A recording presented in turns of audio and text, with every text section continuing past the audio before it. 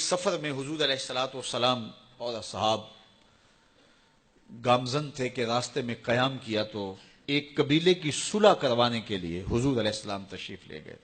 وہاں کچھ تاخیر ہو گئی تو صحابہ نے حضرت ابوبکر صدیق کو کہا کہ حضور رک گئے ہیں تو نماز کا وقت جا رہا ہے، آپ نماز پڑھا دیجئے. تو حضرت ابوبکر صدیق رضی اللہ تعالیٰ عنہ مصلی پہ کھڑے ہو گئے. اب نماز شروع ہوگی، ادھر سے حضور بھی فارغ ہو گئے تو آقا کریم تشریف لائے.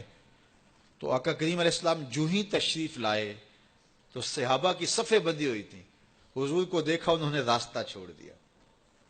پیچھے سے لے کر کے مصلی تک صحابہ نے حالت نماز کے اندر حضور کے لیے راہ کشادہ کر دی. کاش کہ یہ حدیث سب لوگوں نے پڑھی ہوتی اور امت میں اتنے فرقے نہ بنتے اور یہ سوچ کبھی نہ پنپتی کہ نبی کے خیال سے نماز ٹوٹتی ہے. یہاں تو راستے چھوڑے جا رہے ہیں، یہاں تو پروٹوکول دیا جا رہا ہے. اللہ اکبر. اور یہ حدیث کہیں چھپی نہیں ہے، بخاری کے اندر چھپی ہوئی. اللہ اکبر. آقا کریم علیہ السلام تشریف لائے تو صحابہ نے راستہ چھوڑنا شروع کر دیا. نماز بھی چل رہی ہے اور حضور کا راستہ بھی چھوڑ رہے ہیں. بالکل حضرت ابوبکر صدیق کے پیچھے آ کے حضور کھڑے ہو گئے. ابو بکر لا یلتفت یمینا ولا یسارا، جب آپ نماز پڑھتے تھے تو نہ دائیں دیکھتے نہ بائیں دیکھتے، پوری توجہ انہماک ہوتا. وہ اپنی کیفیات کے جہان میں ڈوبے تھے اور حضور آ کے پیچھے کھڑے ہو گئے. صحابہ نے اپنے ہاتھوں کی پشت پہ ہاتھ مارنے شروع کر دیے. مکعن و تس دیا قرآن نے. تالی لگانا، سیٹی مارنا یہ شیطانی اعمال ہیں، لیکن ہاتھ کی پشت پہ ہاتھ مار کے متنبع کرنا یہ مختلف مواقع کے اوپر یہ جائز ہے. تو اب جب حضور آ کے پیچھے کھڑے ہو گئے اور صحابہ سمجھے کہ حضرت ابوبکر صدیق ایک استغراق کے عالم میں ہیں، ایک کیفیت کے جہاں میں ڈوبے ہیں، تو انہوں نے اپنے ہاتھوں کی پشتوں پہ ہاتھ مارنے شروع کر دیے. تو حضرت صدیق اکبر سمجھ گئے کوئی غیر معمولی واقعہ ہو گیا. دیکھا پیچھے حضور کھڑے تھے. اللہ اکبر. تو حضرت صدیق اکبر مصلی سے سرک کے پیچھے آنے لگے تو آقا کریم نے اشارہ کیا رکو، نماز پڑھاؤ. سیدنا صدیق اکبر اس کے باوجود پیچھے آ گئے. کبھی ہوتا ہے حکم اور کبھی ادب آگے ہوتا ہے. اللہ اکبر. حضرت سیدنا علی المرتضیٰ رضی اللہ تعالی عنہ کو کہا نا حضور نے صلح حدیبیہ کے موقع پہ، صلح نامہ لکھوایا جا چکا تو لکھا یہ محمد رسول اللہ اور قریش کی جانب سے ہے.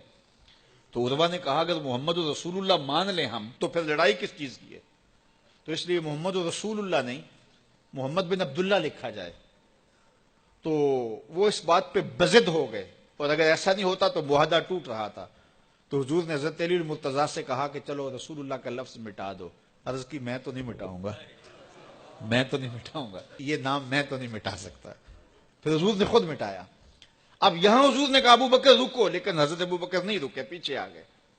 اور پھر حضور خیر مصلی پہ گئے، نماز ہوئی، سلام پھرا تو حضرت ابو بکر صدیق رضی اللہ تعالیٰ عنہ کو حضور نے کہا ابو بکر جب میں نے کہا تھا تم رکے رہو تو تم کیوں پیچھے آئے؟ تو سنو حضرت ابو بکر نے کیا جواب دیا رضی اللہ تعالیٰ عنہ. کروڑوں سلام، لاکھوں عقیدتوں اور نیاز مندیوں کے خراج ان کی چوکھٹ پہ. عرض کرنے لگے ما کان لابن ابی قحافہ ان یؤم رسول اللہ صلی اللہ علیہ وسلم. حضور ابو قحافہ کے بیٹے کی جرت کب ہوئی کہ رسول اللہ کے آگے کھڑا ہو کے نماز پڑھائے؟ یہ ابو قحافہ کے بیٹے کی ہمت کب ہوئی کہ رسول اللہ کے سامنے کھڑا ہو کے نماز پڑھائے؟ تو ادب پہلا کرینہ ہے محبت کے کرینوں میں.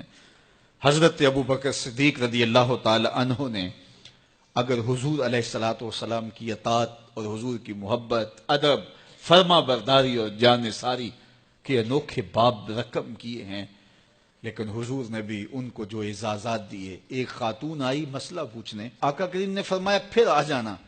اس نے کہا پھر آؤں اور آپ نہ ملیں؟ تو کہا میں نہ ملوں ابو بکر تو ملیں گے نا. اللہ اکبر. تو اپنے بعد اشارہ دے دیا ان کی طرف کہ میرے بعد میرا نائب ابو بکر ہے. اللہ اکبر. عزتوں کی مسند اور عزتوں کی معراج اور عزتوں کے مقام پہ سیدنا صدیق اکبر رضی اللہ تعالی عنہ کو بٹھایا.